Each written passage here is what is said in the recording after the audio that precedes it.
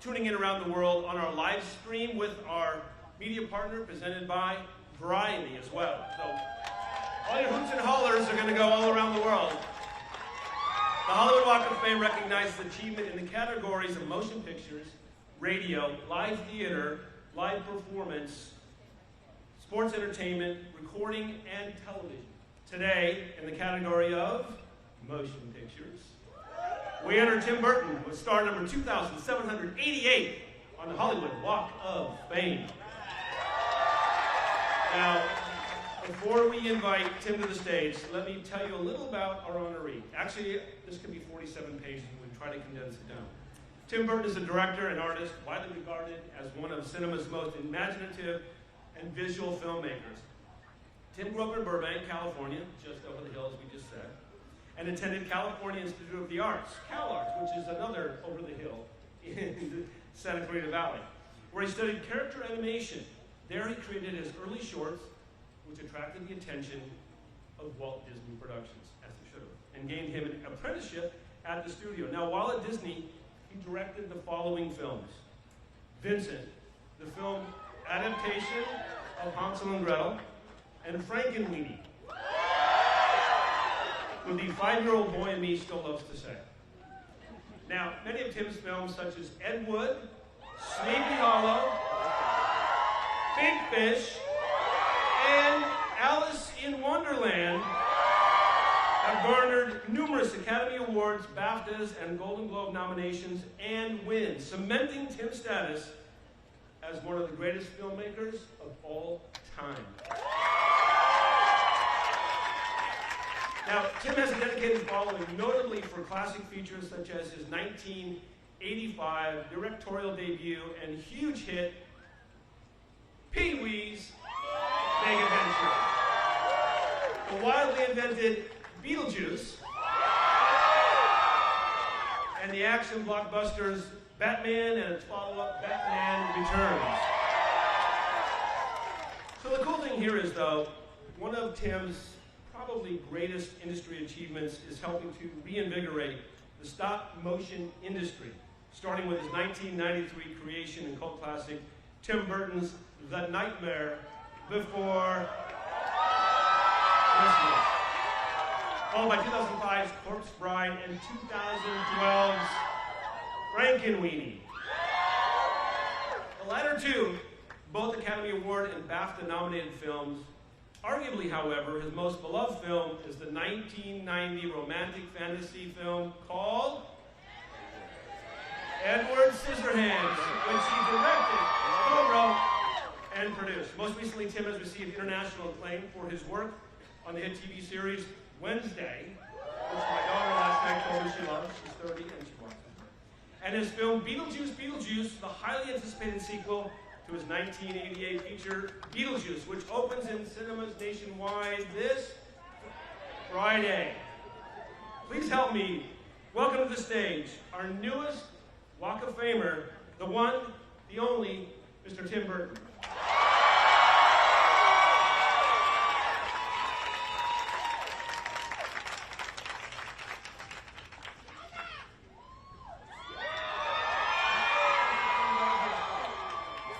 So now what happens is we make you stand there for another 10 minutes. So we have some people who love you, who want to...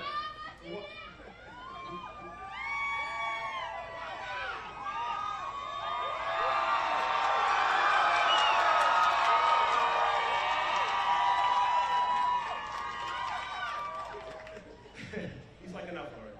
Our first speaker is an award-winning actress who has become a Hollywood icon for her dynamic and varied performances, and for constantly challenging herself with each project. She will soon be seen reprising her iconic role as Lydia Dietz in Warner Brothers' picture Tim Burton's film Beetlejuice. This long-awaited sequel to the cult classic marks their 4th collaboration. Now, you've seen her in Martin Scorsese's The Age of Innocence. She is currently in production on the final season of some small series. You know, we hope it gets some traction. It's called Stranger Things. Please welcome to the stage Walk of Famer Winona Ryder.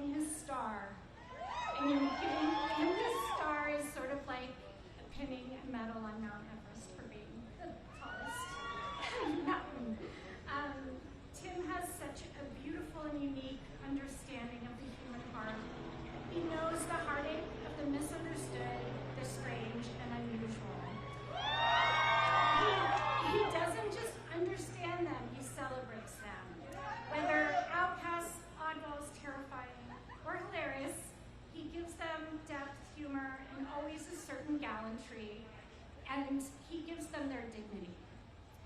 His heroes are the very outcasts that he loves. So we've been traveling all over the place promoting Beetlejuice Beetlejuice, and I have been asked so many times what it's like to work with Tim, and it's actually, to describe it, is actually kind of hard. To work with Tim is like being invited to wander through his heart and imagination. It's the ultimate cathedral and one of my most cherished and sacred places to be, and I am eternally grateful for the time that I've spent there. And on a personal note, your friendship has been such an enormous gift. When I met you, I was a weird kid. And I know. You affirmed my voice, you reinforced my confidence to be myself, to go against the tides of conformity. Your creative inclusiveness showed me what true artistic collaboration looked like. And in other words, you made being a weird girl not just okay, but something to celebrate and even kind of cool. And you've carried that torch for us weirdos everywhere, making us all feel seen and valued. Congratulations, I love you so much.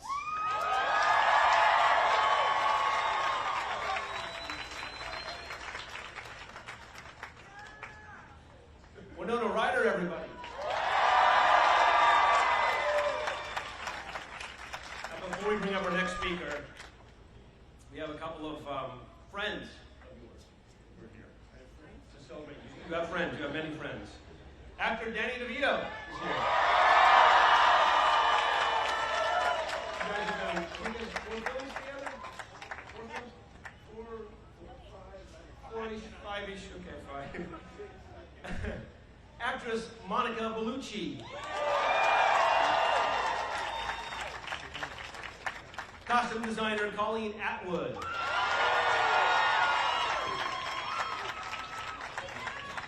Actor Deep Roy.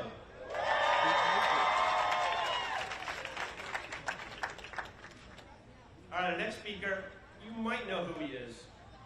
He's an accomplished actor, known for his powerful performances on screen. Now, throughout his career, he's received multiple awards, including Oscars, Golden Globes, Emmys, among many others, in one of Hollywood's greatest collaborations of all time. See you smiling there. He has worked with Tim 5 times, beginning with the beloved classic Beetlejuice. Now, their work continued on the blockbusters Batman and Batman Returns, Walt Disney Studios' Dumbo, and now Beetlejuice Beetlejuice. Welcome, Walk of Famer, Michael Keaton.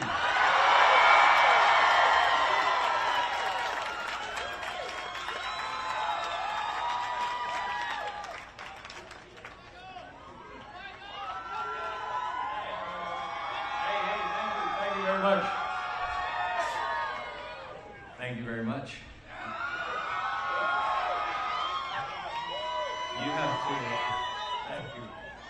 You have to stand there during all this. Well, I can do that.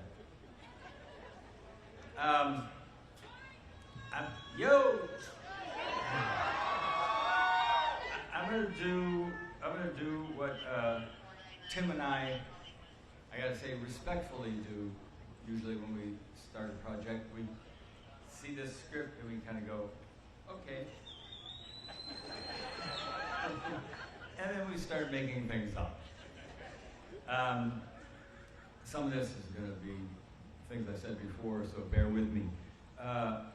The first 2 or 3 meetings I had with him, I was told there's this young, talented director, and he wants to meet you for something, so I go and I have a meeting, and it was pleasant.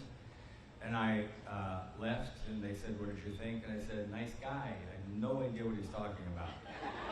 And then 2 or 3 meetings that were really similar, I went home, and this time I think there were some sketches, if I'm not mistaken. And I said, I like him even more for sure I love this guy. And there's something I still have no idea what he's talking about when we're talking about Beetlejuice. But 5 movies later, and over 30 years of knowing him, I still have no idea what he's talking about. Not only do I know what he's talking about, seriously, I feel it on every movie. It's beyond shorthand.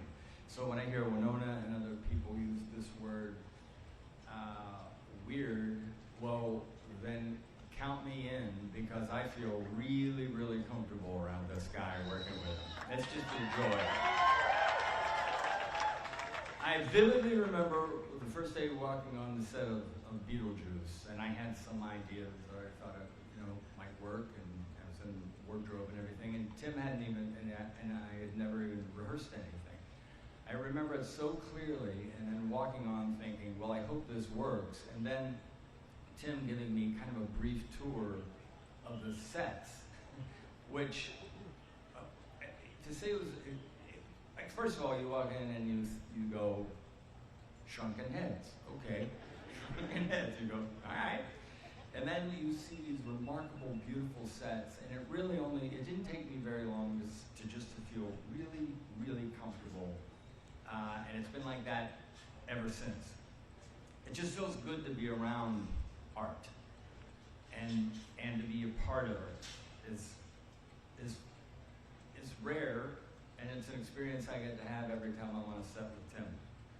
I mean, when you think there were these 2 young guys, this kid from Burbank and me, really getting away with something that no one quite knew what we were doing, and then you bring into the mix the great Winona, who's as sweet as can be, and talented, and my pal Catherine, and the rest of the cast, and it just always got better. So, I'm sorry, I'm going to read here a little bit. But, the openness, Danny will tell you this, the openness that he has to creativity. A lot of times there are directors who are threatened or insecure. He's never been like that, at least in my experience. There's just an openness to ideas and creativity. So, there's also this wonderful lack of pretension. In fact, in this second one, and even in the first one, Tim actually comments on the pretentiousness of some art. And you always think back and say, well, did they say that? Did they, this thing of thinking outside the box or being different, or being not the usual, did they say that about the surrealists and the cubists? I'm sure they did. And this guy, when it comes to film, is in that world to me. He's right there. I just wanted to finish here in a minute by talking about the whole Batman thing. He hands me a script and says, please read this and tell me what you think. Now, this is after Beetlejuice, after that performance, after that type of movie. And he says to the studio, I want that guy. And I'll never to this day understand this, why anyone even cared, but the uproar, you would have thought we were being invaded. It was unbelievable. The press went crazy, but he stuck by me. And the guts it took for him to make that decision will always be special to me, obviously. But also, you bet. But also, what that spawned, There are a lot of people making a lot of money out there with their superhero movies because of his choice and his vision of what those movies can be, because he changed everything. I've said it 100 times, but it's true. So, true. The man's a genre unto himself, and I'll just say this.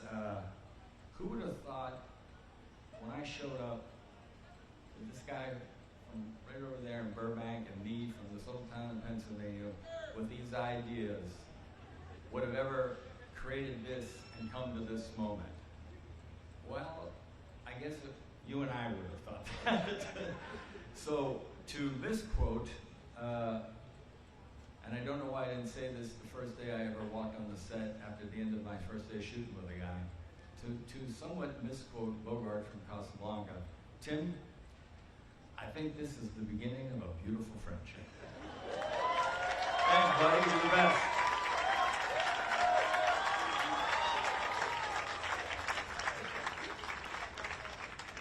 Michael Keaton, everybody.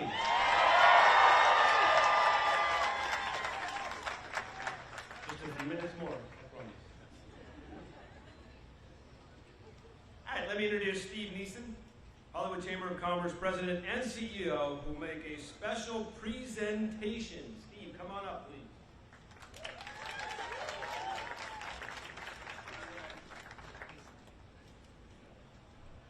Thank you, Tony. Welcome, Tim. My name is Steve Nissen. I'm the President and CEO of the Hollywood Chamber of Commerce. We have been administering the Walk of Fame for over 60 years. This one is particularly cool because it really brings a life full circle. Tony mentioned earlier that you used to come here, and you told me you used to come here as a kid, and now your name is going to be stuck in the sidewalk forever in front of this store. And new generations of kids will come, they'll see Tim Burton's star and this store, and they will be similarly inspired. So this is a great day for us.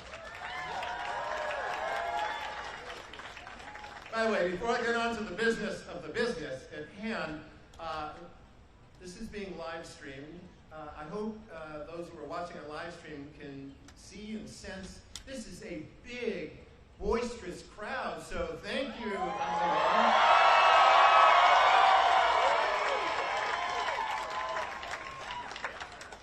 What you can't see is that I'm staring out at a bank of cameras in this big crowd, but the most prominent thing in my field of vision is wig stylist on duties. I don't know if that's a message for either of us. All right. This is the street of dreams and aspirations and incredible creativity. And 2,787 stars have preceded you. We're about to add one more onto this pantheon. But in addition to being a street of incredible innovation, it's also a real place. Hollywood is a real place in the city of LA. We have shopkeepers and restaurants and people who live here and work here. We have an ambulance passing by right now. And on behalf of the city of Los Angeles and on behalf of City Council member Hugo Soto Martinez, we would like to present you, Tim, with a resolution from the city of Los Angeles. So here we go.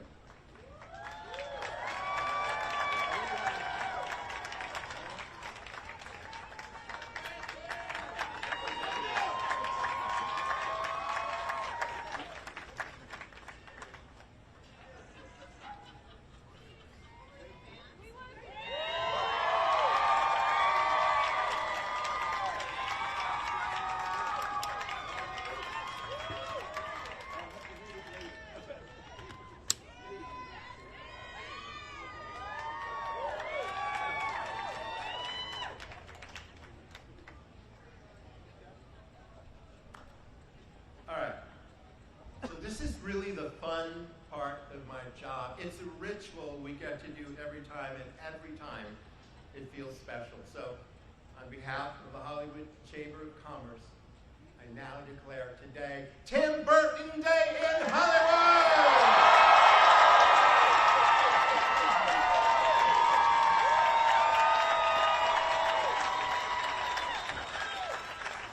The mic is yours. Thank you so much.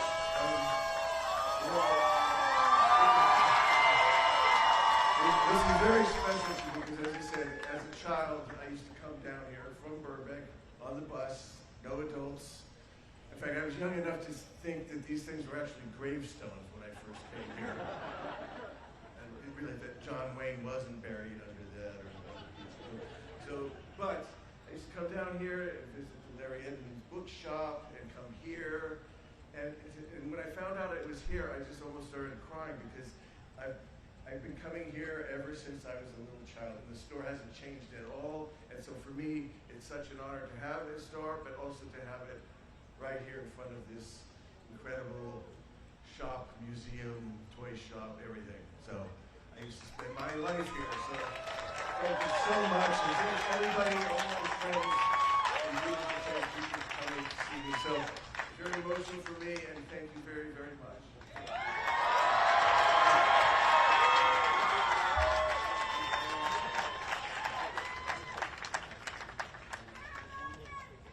Okay, here's the big moment. Are you ready to unveil the star?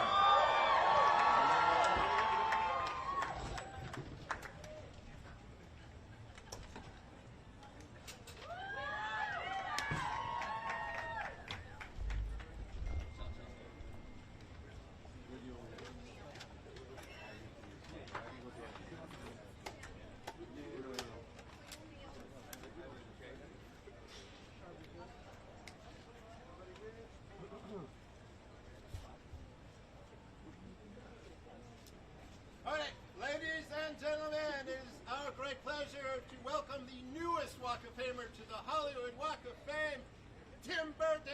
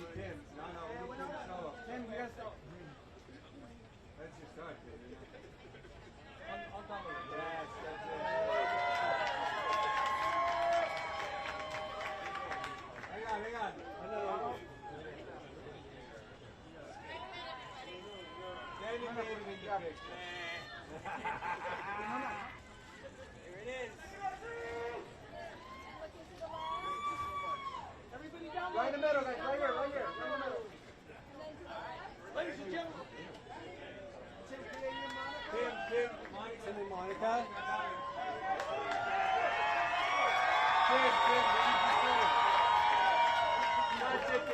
Tim, touch it. Touch it.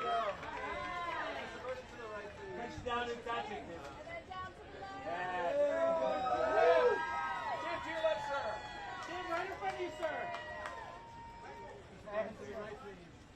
To your left, Tim. To your left. Right against the wall. The other way. Tim, one side right in front of you, sir.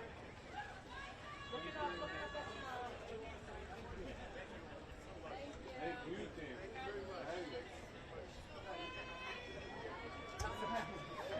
Tim and Monica.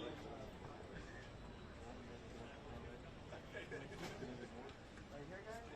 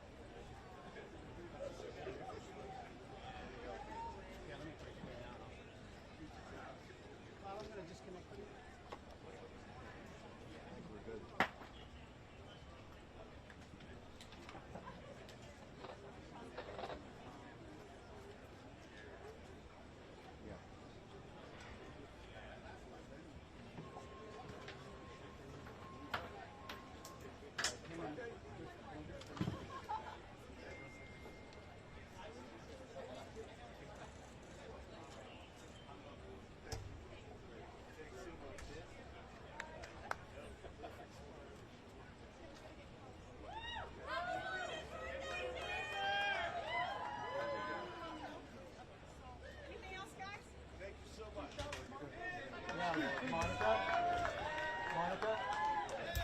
Post in the front.